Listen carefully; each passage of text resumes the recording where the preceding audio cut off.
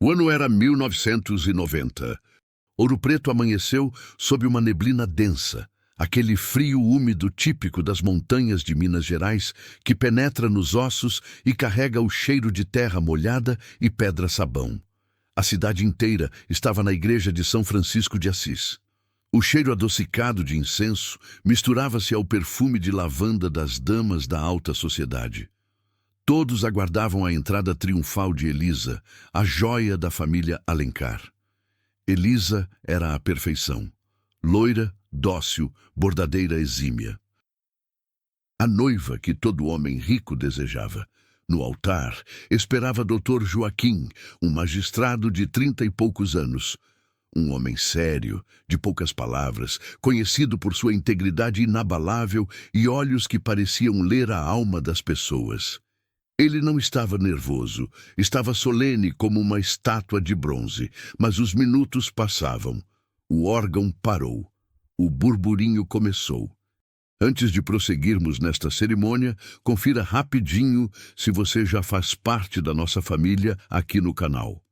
Inscreva-se e ative o sininho para que histórias de amor, fé e superação como essa cheguem sempre até você. Se você está assistindo da TV, abra o aplicativo da câmera do seu celular e aponte para o QR Code aqui no canto para se inscrever por aqui. E eu quero saber, de qual cantinho desse mundão abençoado você está me assistindo hoje? Deixe aqui nos comentários a sua cidade, eu vou ler todos eles. Agora silêncio. O órgão da igreja parou de tocar e o noivo está sozinho no altar. Vamos ouvir o que aconteceu. Nos fundos da sacristia, o caos estava instaurado. O coronel Alencar, pai da noiva, segurava um papel amassado com as mãos trêmulas. Elisa havia fugido, não por amor a outro homem, mas por medo da vida adulta. Ela deixara apenas um bilhete covarde e desaparecera na neblina da madrugada.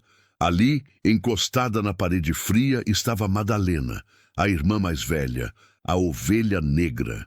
Madalena tinha 28 anos, considerada velha para casar. Não era feia, mas tinha mãos manchadas de tinta e terra, pois amava pintar e cuidar do jardim, hábitos considerados rudes. Seus cabelos eram escuros e rebeldes, e ela tinha a língua afiada demais para o gosto dos mineiros conservadores. Ela vestia um traje azul escuro, discreto, quase invisível. Ela estava ali apenas para segurar o véu da irmã. O coronel, suando frio, olhou para Madalena com desprezo. A culpa é sua. Você colocou ideias na cabeça daquela menina. Ele sibilou, embora Madalena não tivesse feito nada.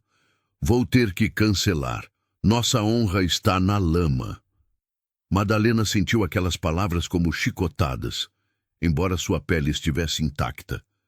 Naquela sacristia abafada, ela recordou a noite anterior. Lembrava-se de ter visto a luz de vela no quarto de Elisa até tarde, ouvindo os passos nervosos da irmã sobre o assoalho de tábua corrida. Teria sido cúmplice pelo silêncio? Talvez. Mas a verdade era mais cruel. Ninguém prestava atenção em Madalena o suficiente para que ela pudesse impedir ou causar qualquer coisa. Ela era a mobília velha da casa Alencar, útil, mas invisível. Enquanto o pai ajeitava o colarinho engomado, tentando recompor uma dignidade que já escorria pelo ralo, Madalena olhou para as próprias mãos manchadas. Havia resquícios de azul ultramar sob suas unhas. Tinta. A única coisa que a fazia sentir-se viva. Deus, faça-me desaparecer. Ela orou baixinho, o cheiro de incenso da igreja embrulhando seu estômago. O burburinho lá fora crescia, um som de mar revolto. A nata da sociedade de Ouro Preto, barões do café, donos de minas, senhoras com seus leques de madrepérola, estava sedenta por um espetáculo. E eles teriam mas não o de um casamento feliz. Teriam o banquete do escândalo. Ela podia imaginar os sussurros venenosos. Pobre Joaquim, diriam. Trocaram o ouro pelo cobre. O coronel abriu a porta da sacristia bruscamente, deixando a luz da nave invadir o pequeno cômodo escuro. A poeira dançava no feixe de luz. Madalena encolheu-se. A vergonha não era por ela, mas pela inevitável destruição do nome da família. Ela viu o pai caminhar, cada passo ecoando como um martelo, em direção ao noivo que esperava imóvel como uma torre de xadrez prestes a cair. O pai cochichou no ouvido de Joaquim. A igreja ficou em silêncio absoluto. Podia-se ouvir o estalar da madeira dos bancos. Joaquim ouviu. Não gritou, não praguejou. Ele ajeitou a lapela do fraque, olhou para o coronel e, em seguida, seus olhos varreram a igreja até pousarem na sacristia aberta, onde Madalena estava parada, segurando o véu abandonado da irmã, com o olhar firme, porém triste. Joaquim desceu um degrau do altar. Sua voz, grave e calma, ecoou pela nave da igreja, cortando o ar gelado. Coronel, a honra de um homem não se mede pelo que ele perde, mas pelo que ele escolhe manter. Ele caminhou lentamente até a entrada da sacristia, parando diante de Madalena. A cidade prendeu a respiração. Ele estendeu a mão para a ovelha negra, cujos dedos estavam sujos de tinta azul. Elisa levou a fantasia, disse Joaquim, alto o suficiente para que todos ouvissem, olhando nos olhos profundos de Madalena. Mas eu vim buscar uma esposa da casa Alencar. E dizem que o ouro mais puro é aquele que não brilha na superfície, mas que resiste ao fogo. Ele manteve a mão estendida. Dona Madalena, aceita assumir este lugar, não como substituta, mas como a única verdade presente nesta igreja? Madalena tremeu. O mundo parou. Ela olhou para a mão do magistrado, depois para o pai furioso e finalmente para a assembleia chocada. Ela deu um passo à frente. Passaram-se 3 meses desde o casamento. O inverno em Ouro Preto castigava.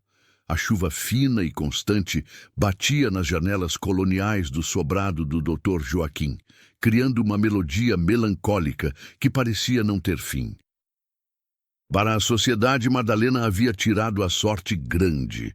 Para Madalena, ela vivia em um purgatório de luxo. A rotina era esmagadora. Joaquim saía cedo para o tribunal e voltava tarde. Ele era educado, impecável, tratava-a com uma cortesia fria, como se ela fosse uma visita ilustre, e não sua esposa. Dormiam em quartos separados. Ele dizia que era por respeito, para dar tempo a ela, mas Madalena interpretava como repulsa. Ele queria a rosa, mas ficou com o espinho. Ela sussurrava para si mesma, enquanto olhava seu reflexo no espelho do corredor. Os jantares eram a pior parte do dia. A sala de jantar, iluminada por um lustre de cristal que tremeluzia com as correntes de ar frio da serra, tornava-se um tribunal silencioso.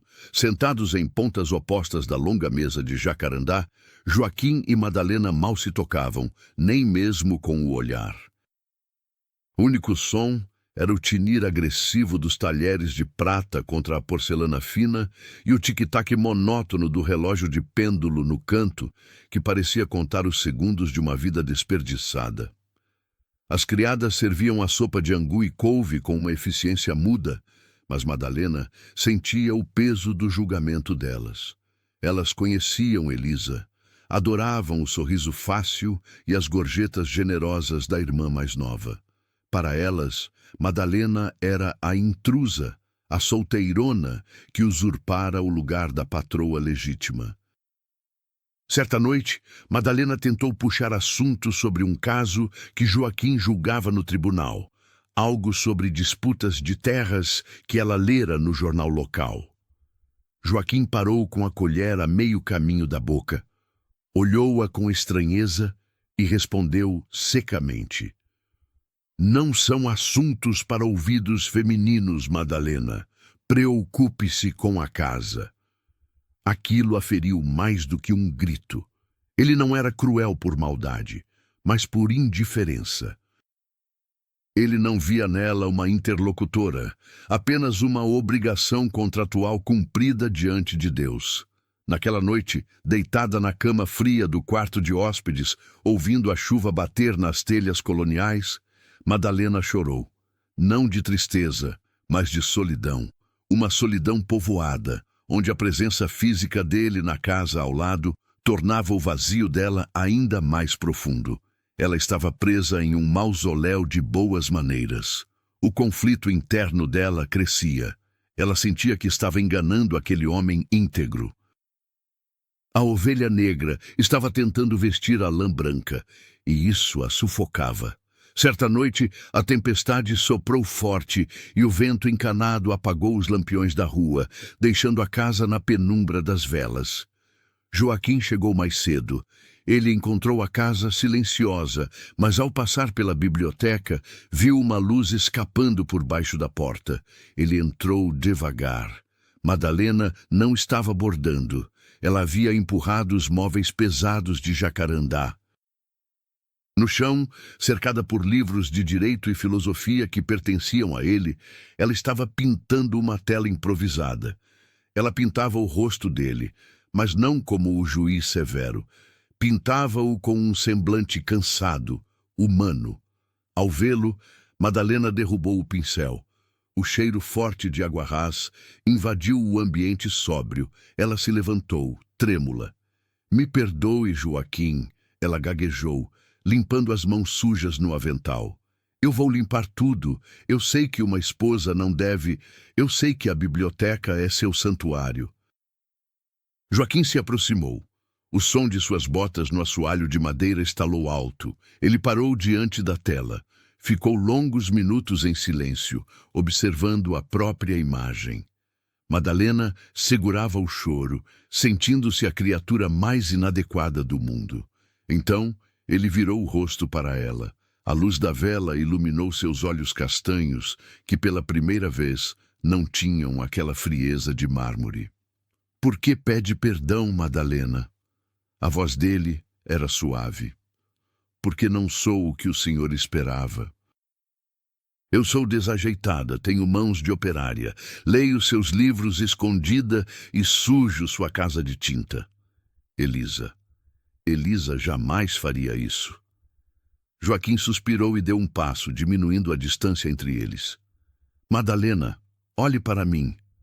Ele esperou ela erguer o queixo. "Eu passo meus dias julgando mentiras no tribunal. Convivo com máscaras, com a perfeição falsa da sociedade de Ouro Preto.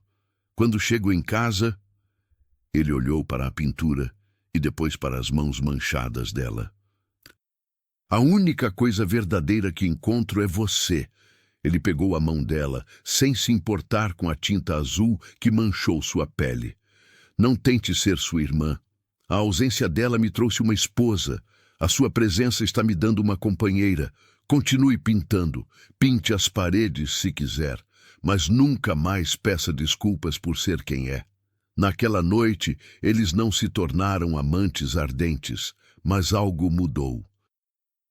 Jantaram na biblioteca, cercados de livros e cheiro de tinta, conversando sobre filosofia até a madrugada. A admiração começou a germinar no terreno árido do respeito, mas a felicidade é frágil em Ouro Preto. Na manhã seguinte, uma carta chegou. Não pelo correio, mas deixada sorrateiramente sob a porta. O envelope tinha o perfume de lavanda que Madalena conhecia bem demais. Elisa estava voltando. Madalena segurava a carta tremendo. Elisa estava na cidade, escondida na pensão mais barata da periferia, perto das minas abandonadas. Ela pedia um encontro. Naquela noite, Madalena mentiu para Joaquim pela primeira vez. Disse que iria à novena, mas cobriu-se com um xale pesado e caminhou até o adro da igreja de Santa Efigênia, onde o vento uivava mais forte. Lá estava Elisa. Mas não era a Elisa resplandecente do dia do casamento. A irmã bonita estava magra, com olheiras profundas, o vestido de seda encardido na barra. O amante poeta a abandonara na corte e ela rastejara de volta. "Madalena!" Elisa chorou, agarrando as mãos da irmã. Eu não tenho para onde ir. Papai me mataria se me visse. Elisa olhou para Madalena com aquele olhar pidão que sempre lhe garantiu tudo. Eu soube que você se casou com Joaquim, que assumiu meu lugar. Madalena recuou um passo. O vento cortante da noite mineira agitava a barra do vestido encardido de Elisa, mas era a frieza de suas palavras que fazia Madalena tremer. Ali, sob a luz pálida da lua, a irmã bonita usava sua arma mais letal, a memória. Você se lembra, Madá? Elisa usou o apelido de infância, doce e venenoso. De quando brincávamos de casinha no quintal. Eu sempre era a noiva. Você sempre era a madrinha. É a ordem natural das coisas, minha irmã. Joaquim, ele se apaixonou pelo meu brilho. Você acha mesmo que ele consegue enxergar algo nessa sua escuridão de tintas e livros velhos? Madalena sentiu um gosto amargo na boca. Elisa não estava apenas pedindo ajuda, estava reivindicando propriedade. Ele deve estar sofrendo tanto, Madá, preso a um casamento sem paixão por honra.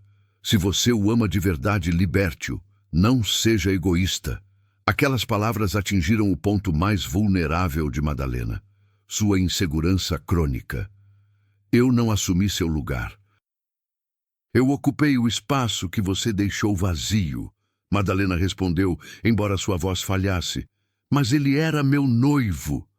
Elisa subiu o tom desesperada.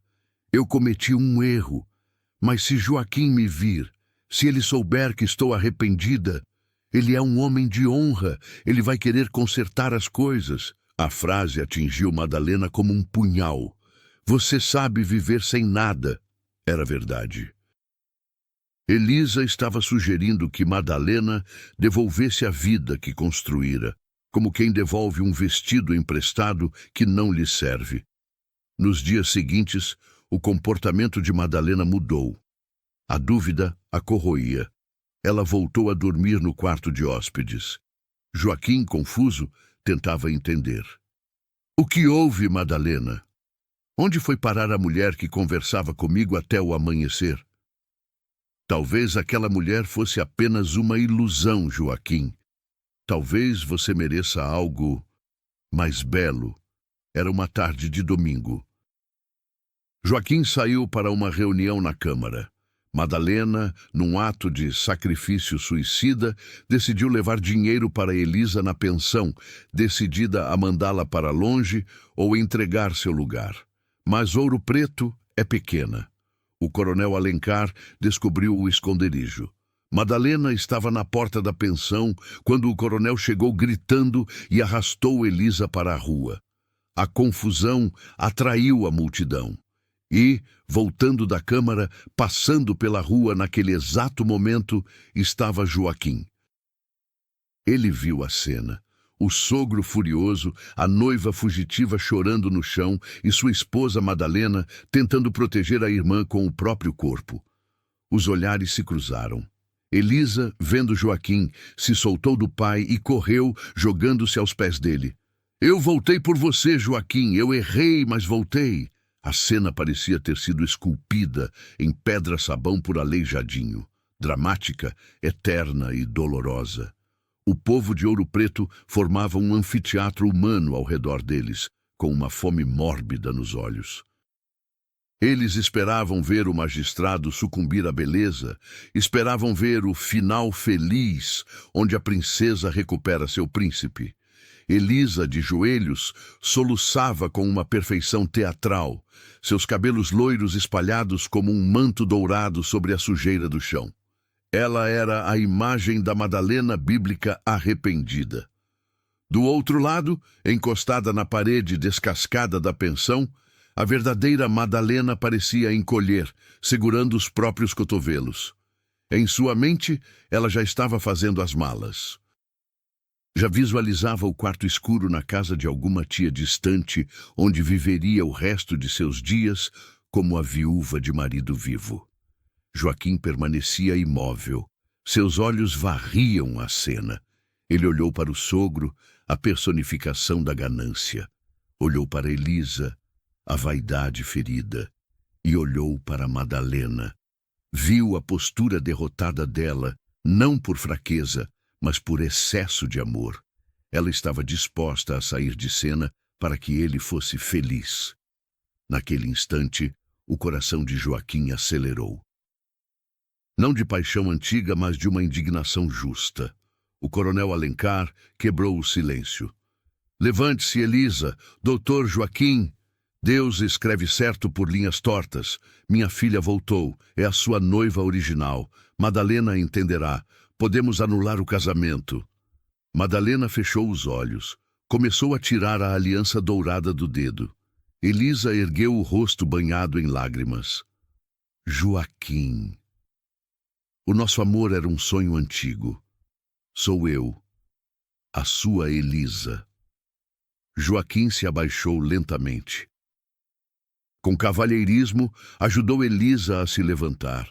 Ela sorriu, vitoriosa, e tentou abraçá-lo.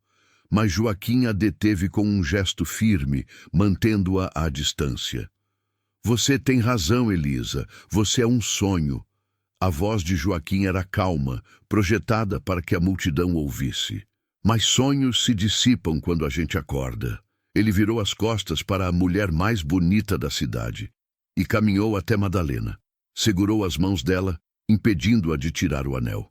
O que está fazendo? Ele perguntou baixo. Devolvendo sua liberdade. Ela é a mulher que o senhor escolheu primeiro. Joaquim virou-se para a multidão, segurando firme a mão da esposa.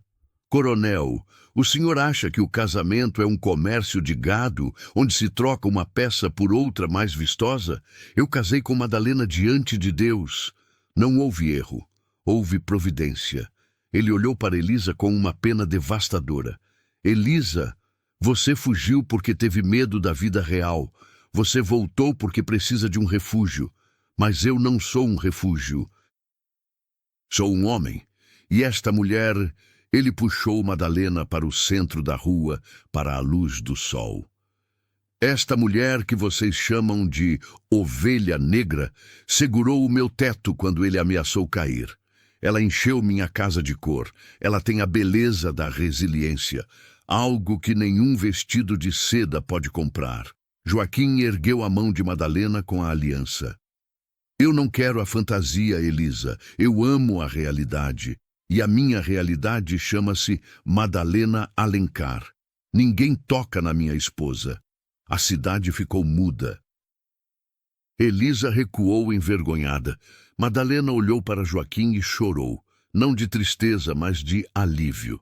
O peso de ser a outra havia desaparecido.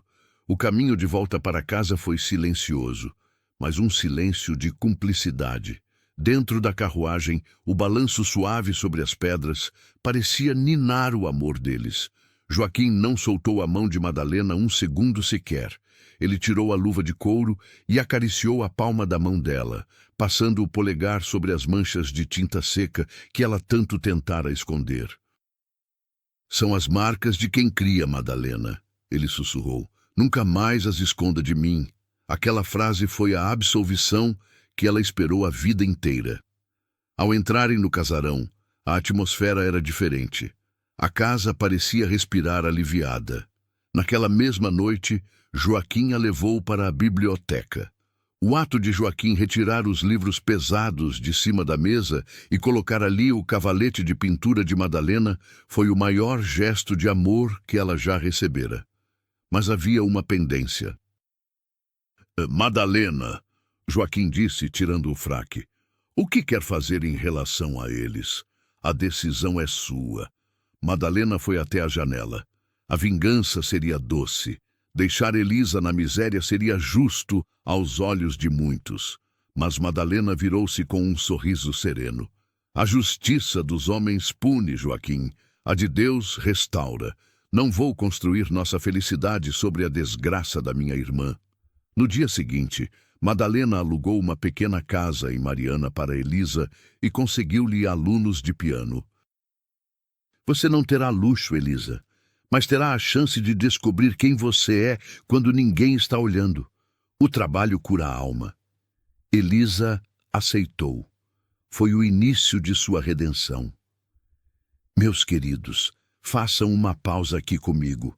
Olhando para a atitude de Madalena, eu preciso perguntar: se fosse com você, depois de tanta humilhação, você teria estendido a mão para a irmã que tentou roubar seu marido, ou teria deixado o destino cobrar a conta? Seja sincero, escreva "eu perdoaria" ou "não conseguiria" aqui nos comentários. Quero muito saber o tamanho do coração de vocês. O tempo em Ouro Preto correu como as águas do Ribeirão do Carmo. Nos meses que se seguiram, a transformação do casarão foi física. As janelas, antes cerradas para proteger os móveis do sol, foram escancaradas. O pó dançava na luz dourada da tarde. Madalena pintou as paredes do corredor com afrescos de pássaros e montanhas de minas. A casa deixou de ser um cenário de aparências para se tornar um lar de verdades imperfeitas, cheirando a tinta, a óleo, café forte e liberdade. O coronel Alencar, velho e sozinho em seu orgulho, acabou sendo acolhido pela filha que rejeitara, aprendendo amargamente que havia apostado na joia errada. 5 anos se passaram. É primavera. O jardim da casa, antes morto e cinzento, está explodindo em quaresmeiras e manacás, que a própria Madalena plantou. Joaquim está sentado num banco de pedra, lendo para uma menina pequena no colo. Madalena está no cavalete, pintando-os. Ela para o pincel, olha para a sua família, para as suas mãos manchadas de tinta e terra, e respira fundo o ar puro da montanha. Ela não era a bela, ela não era a favorita, ela era Madalena, e aquilo era muito mais do que ela ousara sonhar. Joaquim levanta os olhos do livro, sorri para ela e diz: "A pintura está boa, meu amor, mas a realidade ainda é minha preferida."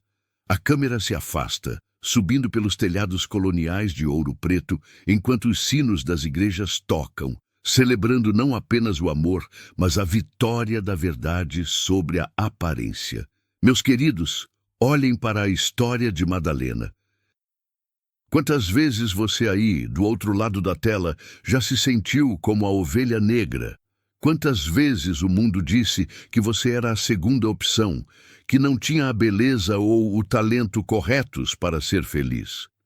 Madalena achava que suas mãos sujas de tinta eram um defeito, mas eram justamente elas que coloriam a vida. Talvez você esteja passando por um momento onde se sente invisível, rejeitado pelas pessoas que deveriam te amar. Mas eu quero que você saiba de uma verdade poderosa hoje. Jesus não olha para a aparência, ele sonda os corações. Assim como Joaquim enxergou o valor real de Madalena, Cristo enxerga a pedra preciosa que existe dentro de você, mesmo que o mundo só veja cascalho. Ele é o especialista em pegar histórias quebradas, rejeitadas e transformá-las em obras de arte. Entregue suas tintas, seus erros e sua vida a Ele. Confie que o Senhor tem o tempo certo para te honrar, não diante dos homens, mas diante da verdade. Se essa história tocou o seu coração hoje, por favor, deixe o seu like aqui no vídeo. Isso nos ajuda a levar essa mensagem de esperança para mais pessoas. Clique aqui para ouvir a próxima história. Verifique se está inscrito. Fiquem com Deus e até a próxima.